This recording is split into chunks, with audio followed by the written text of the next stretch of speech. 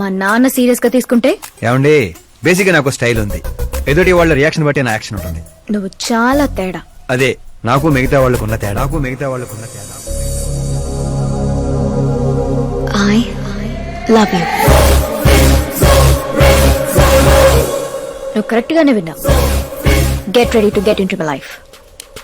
మీరా గారు, మీకు నా గురించి పూర్తిగా తెలీదు. అన్ని ఒకేసారి తెలుసుకోవాల్సిన అవసరం లేదు, తెలుసుకుంటాను. నా గోల వేరండి. కానీ ఇక నుంచి నా గోలా నువ్వే. నేను ఎప్పుడు ఎలాగుంటానో నాకే తెలీదు.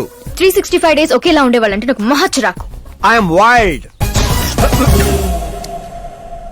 You have no idea about me. Wait for my dad's call. చెప్పేది దేవుడా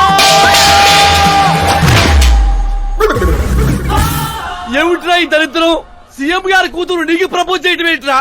ఏ అబద్ధాలు చెప్పి పడేశావురా అమ్మాయిని? అబద్ధాలు చెప్పలేదు వర్జన, అన్ని నిజాలే చెప్పాను. పడిపోయింది.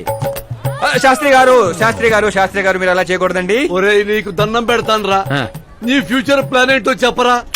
ఫ్యూచర్ ని ప్లాన్ చేయకూడదు శాస్త్రి గారు, ఎంజాయ్ చేయాలి. ఎంజాయా?